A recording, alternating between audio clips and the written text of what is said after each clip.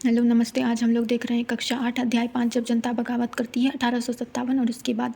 तो 1857 की जो क्रांति होती है ये एक तरह से मील का पत्थर साबित होती है, जो आगे आने वाले जो भी विद्रोह होते हैं या जो भी इस प्रकार के आंदोलन होते हैं उसका एक सूत्रपात करती है।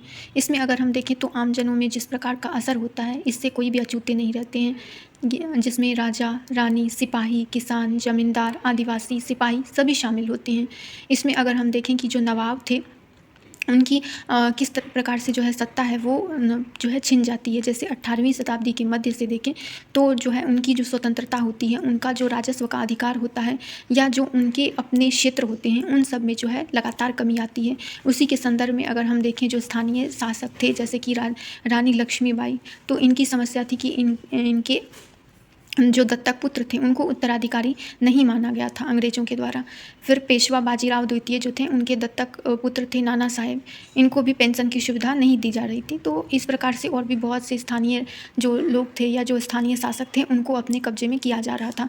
उसी संदर्भ में अगर हम देखते हैं तो 1801 में जो अवध की सहायक संधि ज़बरदस्ती करवाई गई थी, उसके बाद 1856 में जो है अंग्रेज़ इसको अपने कब्जे में ले लेते हैं कुशासन का आरोप लगाकर। फिर देखते हैं कि जो स्थानीय जो भी राजा या महाराजा थे जो भी उस समय, उसके अलावे जो केंद्रीय सत्ता थी जैसे कि मुग़लों की थी उस समय, एक जो केंद्रीय नेतृत्व था उसको ख़त्म करने की दिशा में कार्य किए जा रहे थे। जैसे सिक्कों से जो है मुग़लों के नाम हटाए गए। 1849 ईस्वी में डलहौजी ने ऐलान कर दिया कि बहादुर शाह जफ़र को लाल किले से निकालकर दिल्ली में कहीं और बसा दिया जाएगा। पुनः 1856 में जो है कैनिंग बनते हैं गवर्नर जनरल, तो उन्होंने फैसला किया कि बहादुर शाह जफ़र जो हैं वो अंतिम मुग़ल सम्राट होंगे और उनके बाद जितने भी इनके जो उत्तराधिकारी होंगे उनको राजकुमार के रूप में मान्यता मिलेगी। किसान और जो सिपाही थे उनके संदर्भ में भी जो है बहुत सी समस्याएं आ रही थी, जैसे कि बहुत से लगान और कर वसूली के तरीके जो भी थे उन पर जो है वृद्धि किया जा रहा था और लोग जो हैं किसान कर्ज नहीं लौटा पा रहे थे, उनकी ज़मीन जो है उनके हाथों से निकल रही थी।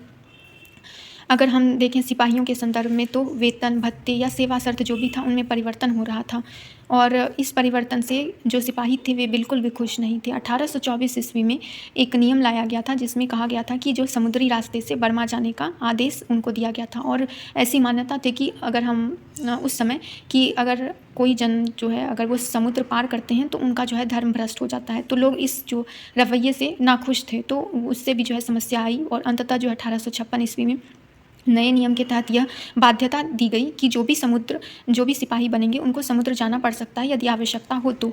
उसके बाद एक और बात थी कि जितने भी लोग किसान सिपाही थे वो कहीं ना कहीं जो है किसानी व्यवस्था से जुड़े थे, उनके परिवार में जो है कुछ लोग किसानी करते थे। सुधारों के लिए अगर हम देखें तो क्या सुधार थे जिससे जो है और भी ज़्यादा यह समस्या हो गई, जैसे कि अंग्रेजी भाषा को जो है प्रोत्साहन मिलने लग गया, सती प्रथा को रोकने के लिए और विधवा विवाह को बढ़ावा देने के लिए कानून लाए गए। तो इससे लोगों का जो है धार्मिक विश्वास पे जो आघात हुआ था, तो लोग अंग्रेज़ों के प्रति जो है अविश्वास से भर गए थे। उसके बाद 1830 ईस्वी में मिशनरियों को खुली छूट दी गई और 1850 ईस्वी में उनको कानून बनाकर ईसाई धर्म अपनाने के लिए जो है बाध्य किया जाने लग गया था। और उसके बाद फिर बहुत सारे लोग जो थे वो इन सब चीज़ों से खुश नहीं थे, जो भी सुधार हो रहे थे, ठीक है। और उसके बाद कुछ जो है किताबों के बारे में चर्चा की गई है, जैसे कि विष्णु भट्ट गोंडसे जो थे उन्होंने एक पुस्तक लिखी थी माझा प्रवास पुस्तक, और इसमें बताया गया कि इस तरह से जो है एक जो है लोगों में भय फैल गया, लोगों में बातें होने लगी कि 84 प्रकार के जो हैं जो नियम हैं वो लागू किए गए हैं और इससे जो है अंग्रेज़ उनका धर्म वगैरह नष्ट कर देंगे, ये कहा गया था। वहीं अगर हम बात करें कि एक व्यक्ति थे सीताराम पांडे जो पहले सिपाही हुआ करते थे, इनको एक संस्मरण लिखने को कहा गया और ये जो है अवधी भाषा में लिखी गई और इसका अनुवाद जो है एक अंग्रेज नॉर्गेट के द्वारा किया गया, जिसे फ्रॉम सिपॉय टू सूबेदार नाम से प्रकाशित किया गया। इसमें अंग्रेजी जो भी जो शासन व्यवस्था थी उसके संदर्भ में ये बातें कही गई थी।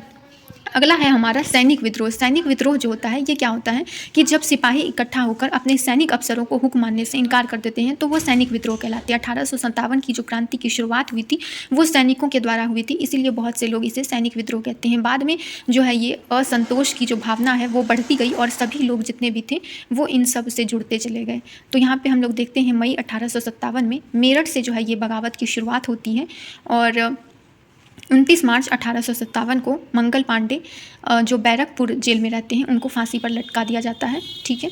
और ये फिर जितने भी जो ये जितने भी विद्रोही सैनिक होते हैं वो सभी 10 मई 1857 को दिल्ली पहुंचकर जो है बहादुर शाह जफ़र को अपना नेता चुन लेते हैं और उनके नेतृत्व के अंदर जो है ये सभी अपना विद्रोह जो है करते हैं। 3 जुलाई को 1857 को कुछ और विद्रोही सैनिक बरेली से दिल्ली पहुंचकर अपना नेता जो है बहादुर शाह जफ़र को चुनकर इस प्रकार से अपना काम करते हैं। यहाँ पर एक और शब्द दिया हुआ है फिरंगी, जो विदेशी व्यक्तियों के लिए प्रयुक्त होता है। ये खासकर एक घृणास्पद शब्द के अर्थ में प्रयोग किया जाता है अंग्रेज़ों के लिए खासकर। अगर हम देखें कि कहाँ से कौन से व्यक्तित्व के द्वारा जो है ये इस विद्रोह का नेतृत्व किया गया, जैसे कानपुर से नाना साहेब थे, झांसी से रानी लक्ष्मीबाई, फैज़ाबाद से मौलवी अहमदुल्ला, बिहार से वीर कुंवर सिंह और लखनऊ में जो है नवाब वाजिद अली शाह ने अपने बेटे बिरजिस कद्र को नवाब घोषित कर दिया और यहाँ से जो है बेगम हज़रत महल को एक तरह से नेतृत्व इन्होंने किया।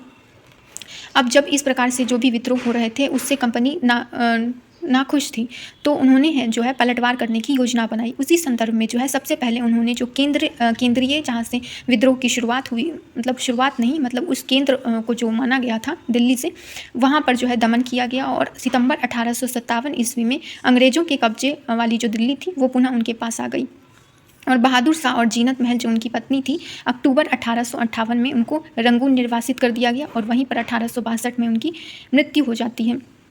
मार्च 1858 में लखनऊ जो है वो अंग्रेज़ों के हाथ आ जाती है, उनके कब्जे आ जाती है और जून 1858 ईस्वी में रानी लक्ष्मीबाई वीर गति को प्राप्त हो जाती हैं। उनके बाद जो है वो क्षेत्र भी उन अंग्रेज़ों के हाथ आ जाता है।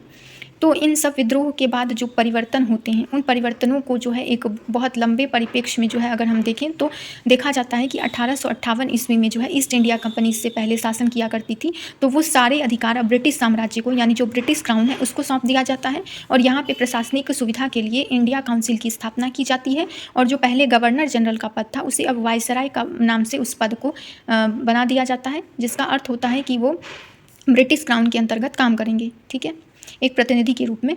अगला है देश के लोगों को ये भरोसा देते हैं कि अब जो है उनके जो भू क्षेत्र है उसको नहीं हड़पा जाएगा। सेना के अनुपात में जो है कमी कर दी जाती है। बिहार, बंगाल और अवध के क्षेत्र के जो लोग होते हैं उनको सेना में कम जो है भर्ती किया जाता है। गोरखा, सिख और पठानों को अधिक वरीयता दी जाती है। मुसलमानों की ज़मीन और संपत्ति हड़प ली जाती है क्योंकि उन्हें अंदेशा होता है कि इन लोगों ने भी जो है इस विद्रोह में सहायता करी थी। अंग्रेज़ों का फैसला रहता है कि वो भारत के लोग, धर्म या रीति रिवाज का सम्मान करेंगे, उनका ऐसा मानना था। फिर जमींदारों को स्थायित्व देने के लिए अधिकार हेतु बहुत से कानून बनाए जाते हैं ताकि वो सभी अब आगे विद्रोह ना कर पाएँ।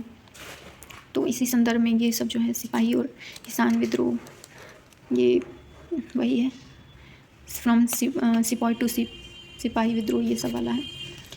ये कैलवरी लाइन का युद्ध है जो 3 जुलाई 1857 में हुआ था। ये कुछ युद्ध का जो है दृश्य दिखाया गया है। ये नाना साहेब और उसके ऊपर बहादुर शाह जफ़र को दिखाया गया है, कंपनी की जो जिस प्रकार से लड़ाई होती है।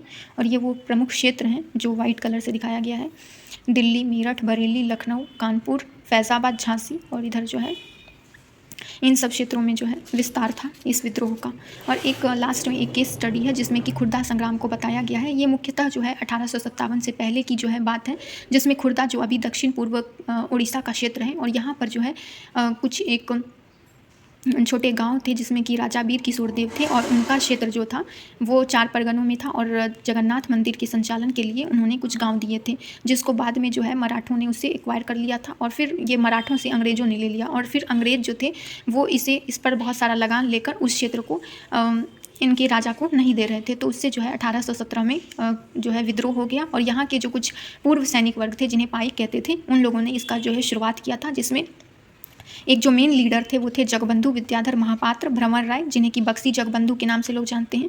और इन्होंने जो है इस युद्ध की शुरुआत की, इस जो संग्राम की शुरुआत की और इसमें 29 मार्च 1817 को इसमें शुरुआत की गई थी और बहुत से लोगों को इसके अंतर्गत जो है